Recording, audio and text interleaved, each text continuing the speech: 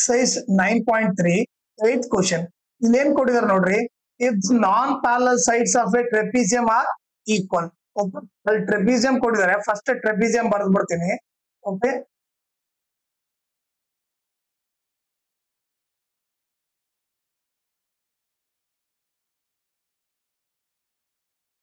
ಇದು ಟ್ರೆಪಿಸಿಯಂ ಅನ್ಕೋಣ. Okay, A B C D. Okay, ಇದು ಟ್ರೆಪಿಸಿಯಂ ಅನ್ಕೊಂಡ್ರೆ ಈಗ ಏನ್ ಕೊಟ್ಟಿದ್ದಾರೆ, if the non parallel sides of a trapezium are equal. ಈ ಗಿವನ್ ಏನ್ ಕೊಟ್ಟಿದ್ದಾರೆ ಅದು ಬರ್ಬಿಡ್ತೀನಿ. ಓಕೆ, ಗಿವನ್ ಬಂದ್ಬಿಟ್ಟು ಏನು, A B C D is a trapezium ಅಂತ ಕೊಟ್ಟಿದ್ದಾರೆ.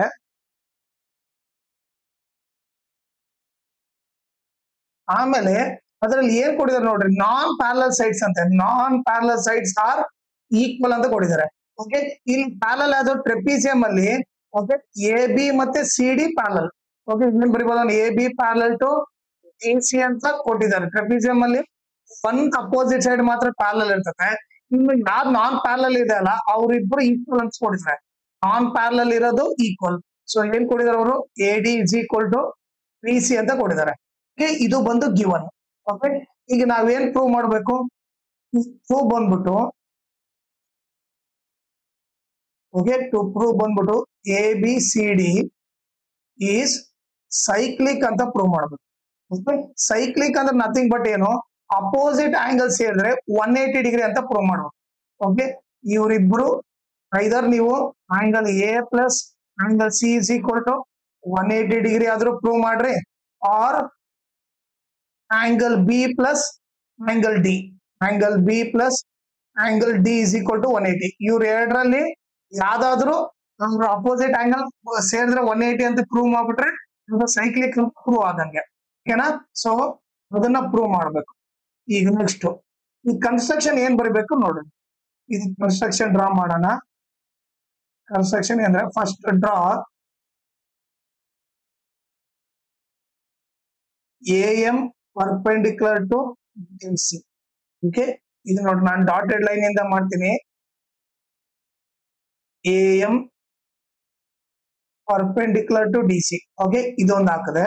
ಆಮೇಲೆ ಸೆಕೆಂಡ್ ಬಂದ್ಬಿಟ್ಟು draw BN perpendicular to DC. Okay, B ಇಂದ ಕೂಡ ಒಂದು ಪರ್ಪೆಂಡಿಕ್ಯುಲರ್ ಹಾಕ್ಬೇಕು.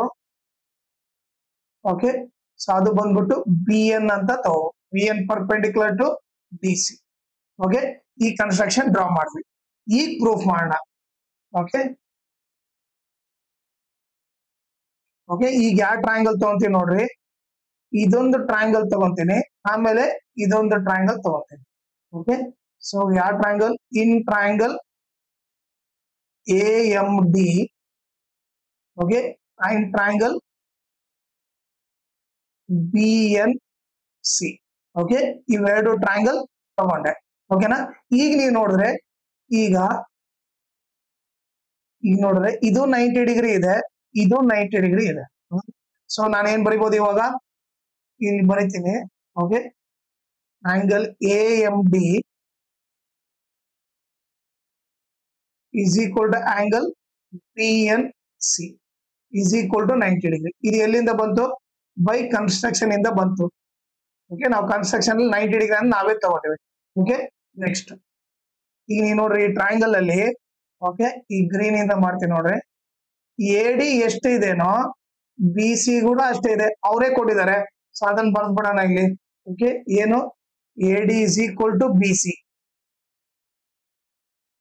ಅದು ಬಂದ್ಬಿಟ್ಟೇನು Q1.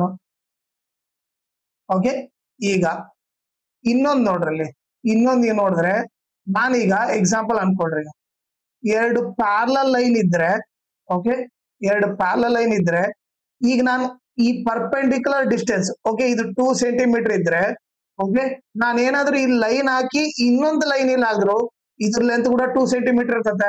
ಓಕೆ, ನೀವು ಎಕ್ಸ್ಟೆಂಡ್ ಮಾಡಿದ್ರೆ ಪ್ಯಾರಲಲ್ ಲೈನ್ ಎಕ್ಸ್ಟೆಂಡ್ ಮಾಡಿ ಓಕೆ, ನೀವು ಇನ್ನೊಂದು ಲೈನ್ ಆದ್ರೂ ಕೂಡ ಇದ್ರ ವ್ಯಾಲ್ಯೂ ಕೂಡ ಎಷ್ಟಿರುತ್ತೆ, 2 ಸೆಂಟಿಮೀಟರ್ ಇರುತ್ತೆ. ನೀವೇ ನೋಡ್ರಿ, ಇದು ಪ್ಯಾರಲಲ್ ಅಂತ ಕೊಟ್ಟಿದ್ದಾರೆ ಹೌದಾ. So AB parallel to DC ಅಂತ ಕೊಟ್ಟಿದ್ದಾರೆ ಅಂದ್ಮೇಲೆ ಓಕೆ ಇದು ಎಷ್ಟಿರುತ್ತೋ ಓಕೆ ನೋಡ್ರಿ, AM ವ್ಯಾಲ್ಯೂ ಎಷ್ಟಿರುತ್ತೋ BN ವ್ಯಾಲ್ಯೂ ಕೂಡ ಅಷ್ಟೇ ಇರುತ್ತೆ. ಯಾಕಂದ್ರೆ ಪರ್ಪೆಂಡಿಕುಲರ್ ಅಂದ್ರೆ ಸ್ಟ್ರೈಟ್ ಲೈನ್ ಹಾಕಿದ್ದಾರೆ, ಸೊ ಡಿಸ್ಟೆನ್ಸ್ ಏನಿರುತ್ತೆ ಸಮ್ ಇರುತ್ತೆ. ಸೊ ಇವಾಗ ಏನ್ ಬರಿಬಹುದು ನಾನು, AM is equal to BN ಅಂತ ಬರಿಬಹುದು. ಓಕೆ, ಸೊ ಅದನ್ನು ಇಲ್ಲಿ ಬರಿತೀನಿ. ಏನ್ ಬರಿಬಹುದು, AM is equal to BN ಅಂತ ಬರಿಬಹುದು.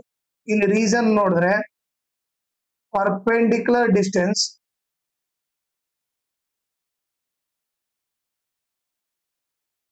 between the parallel lines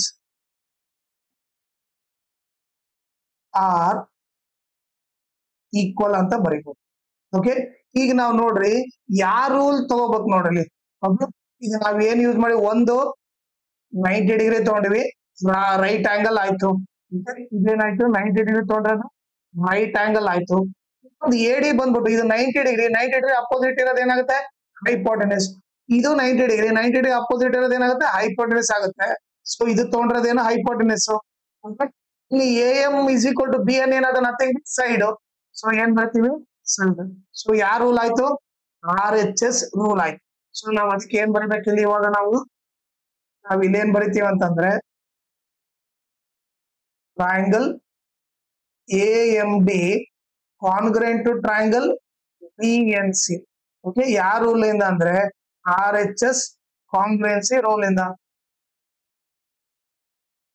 okay, so RHS congruency rule ಅಂದ್ರೆ ಈಗ CPCT ಏನ್ ಬರಿಬಹುದು ನೋಡ್ರಿ. ಈಗ CPCT ಏನ್ ಬರಿಬಹುದು ಅಂತಂದ್ರೆ ನಾವು, ಓಕೆ, ಈಗ ನಾನು ಬ್ಲಾಕ್ ಕಲರ್ ಇಂದ ಇದು ಮಾಡ್ತೇನೆ ನೋಡಿ. CPCT ಬಂದ್ಬಿಟ್ಟು ಈ ಆಂಗಲ್ ಎಷ್ಟಿರುತ್ತೋ, ಆಂಗಲ್ D ಎಷ್ಟಿರುತ್ತೋ ಆಂಗಲ್ C ಕೂಡ ಅಷ್ಟೇ ಇರುತ್ತೆ ಅಂತ ಬರಿಬಹುದು. ಓಕೆ, ಸೊ ಈಗ ಅದನ್ನ ಬರಿತೀನಿ ಇಲ್ಲಿ. ಏನ್ ಬರಿಬಹುದು, angle D is equal to angle C. ಇದನ್ನ ಈಕ್ವೇಶನ್ 1 ಅಂತೀನಿ, ಇದನ್ನ CPCT ಅಂತ ಕರಿತೀನಿ. ಓಕೆ, ಇಲ್ಲಿ ಬರೆದು ಬಿಡೋಣ, angle D is equal to angle C. ಇದು ನಮ್ಗೇನು ಈಕ್ವೇಶನ್ 1 ಇಂದ ಬಂತು. ಓಕೆ, ಸೊ ನಾನು ಏನ್ ಮಾಡ್ತೀನಿ, ಇದಿಷ್ಟು ಇವಾಗ ಕ್ರಿಯೇಟ್ ಮಾಡ್ಬಿಡ್ತೀನಿ ಈಗ. ಓಕೆ, ಪ್ರೂವ್ ಮತ್ತೆ ಈ ಕಡೆ ಕನ್ಸ್ಟ್ರಕ್ಷನ್ ಇವನ್ನೆಲ್ಲ ಏನ್ ಮಾಡ್ಬಿಡ್ತೀನಿ, ಅರೇಂಜ್ ಮಾಡ್ಬಿಡ್ತೀನಿ.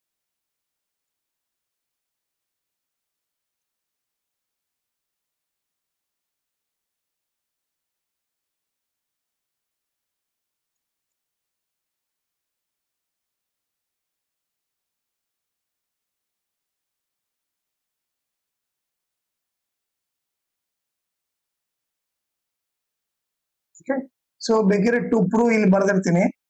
ಪ್ರೂವ್ ಏನ್ ಬೇಕಾಗಿತ್ತು ನಮ್ಗೆ, ಪ್ರೂವ್ ಬಂದ್ಬಿಟ್ಟು ಒಂದ್ ಅಪೋಸಿಟ್ ಆಂಗಲ್ ಸೇರಿದ್ರೆ 180 ಅಂತ ಪ್ರೂವ್ ಮಾಡ್ಬೇಕು. Angle A plus C is equal to 180 ಆದ್ರೂ ಪ್ರೂವ್ ಮಾಡ್ಬೇಕಾಗಿತ್ತು. ಇಲ್ಲಂದ್ರೆ ಇನ್ನೊಂದು angle D plus angle B is equal to 180. Okay, so ಇವ್ರಿಬ್ರಲ್ಲಿ ಯಾರಾದ್ರೂ ಒಬ್ಬರನ್ನ ಪ್ರೂವ್ ಮಾಡ್ಬೇಕು. ಓಕೆನಾ, ಈಗ ನಿಮಗೆ ಇನ್ನೊಂದ್ ಏನ್ ಬೇಸಿಕ್ ಗೊತ್ತಿರ್ಬೇಕಂದ್ರೆ ಟ್ರೆಪೀಸಿಯಂ ಅಲ್ಲಿ, ಓಕೆ, ಇದು ಟ್ರೆಪೀಸಿಯಂ ಅನ್ಕೊಳ್ರಿ.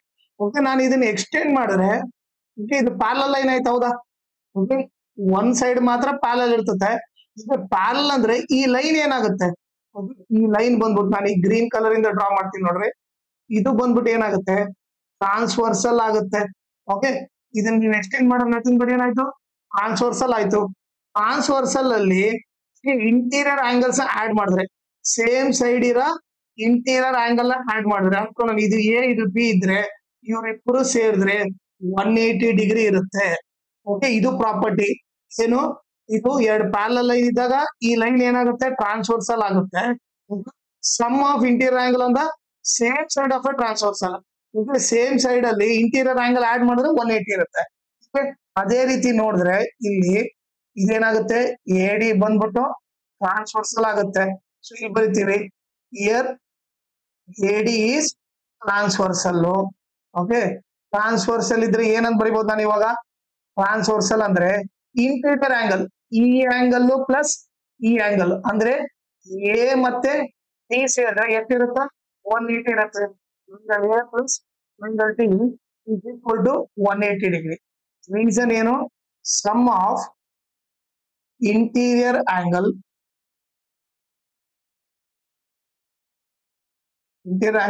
on the same side of a transversal